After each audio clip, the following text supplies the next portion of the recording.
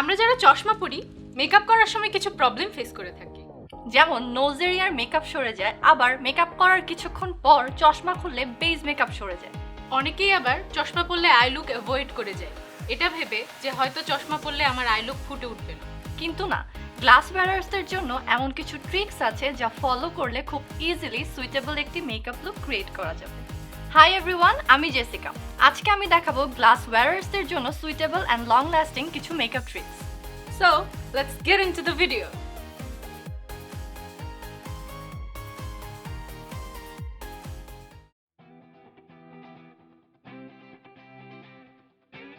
Oily skin হলে কিন্তু nose এরিয়ার মেকআপ উঠে আসে, তাই প্রপারলি নোজ এরিয়া প্রিপেয়ার করা অনেক বেশি ইম্পর্ট্যান্ট। ফার্স্টে নোজ এরিয়াতে একটি ম্যাটিফাইং প্রাইমার অ্যাপ্লাই করে নিচ্ছি। এরপর হালকা একটু ট্রান্সলুসেন্ট পাউডার দিয়ে নিচ্ছি। এতে এক্সেসিভ অয়েল কন্ট্রোল হবে।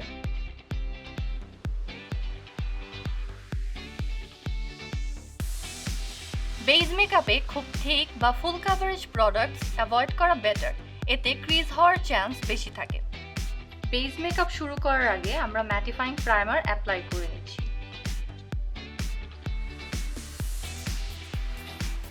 ফাউন্ডেশন আমরা লাইট ওয়েট অ্যাপ্লাই করব, যেন খুব বেশি ক্রিজ না করে। ফাউন্ডেশন যত বেশি লাইট হবে, এতে ক্রিজ করার চান্সও খুব কম থাকবে।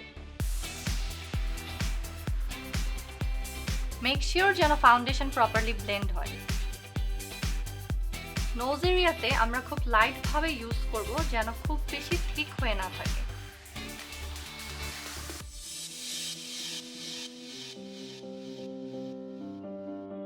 আন্ডার আই এরিয়া ব্রাইট দেখানোর জন্য একটি লাইট শেডের কনসিলার ইউজ করে নিচ্ছি, তবে কনসিলার খুব অল্প পরিমাণে নিতে হবে।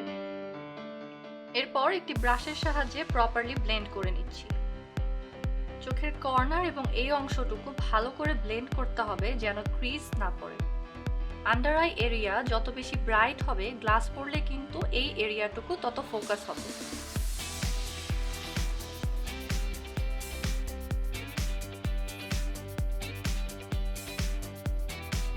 এরপর একটি ট্রান্সলুসেন্ট পাউডার দিয়ে পুরো বেজ মেকআপটি সেট করে নেব।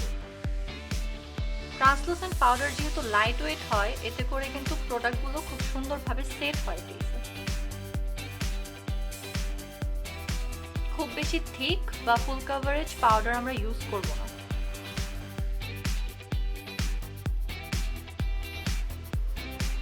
গ্লাস পরলে আই মেকআপ আরো প্রমিনেন্ট দেখানোর জন্য একটি ব্রাইট শেডের আই শ্যাডো আমরা আইলিডে ইউজ করে নেব। এতে আই এরিয়া আরো বেশি ফোকাস হবে।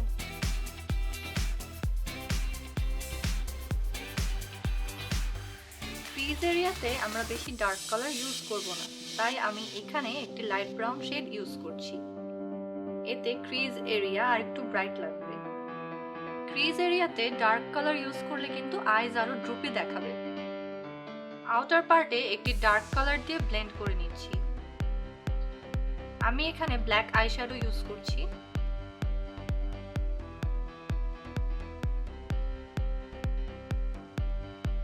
ল্যাশ লাইন বরাবর খুব থিন করে আইলাইনার টেনে নিচ্ছি।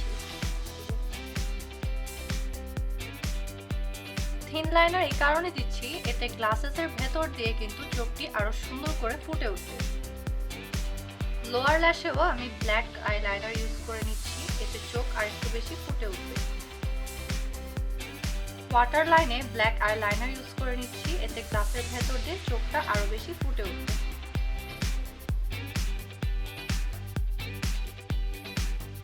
লোয়ার ল্যাশে ব্ল্যাক আইশ্যাডো দিয়ে স্মাচ করে নিচ্ছি।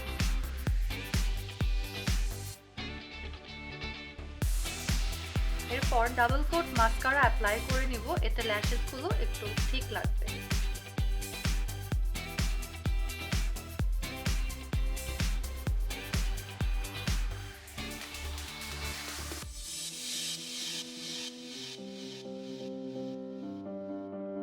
আই লুক যদি কেউ সিম্পল রাখতে চায় বা লাইট রাখতে চায়, সেক্ষেত্রে ডার্ক লিপস্টিক ইউজ করতে পারেন। আমি যেহেতু আইসটি স্মোকি করেছি, তাই লাইট কালারের একটি লিপস্টিক অ্যাপ্লাই করে নিচ্ছি। So here is the final look. Glass ওয়ারার্সরা কিন্তু এই ট্রিক্সগুলো ফলো করলে খুব ইজিলি লং লাস্টিং একটি মেকআপ লুক ক্রিয়েট করতে পারবেন।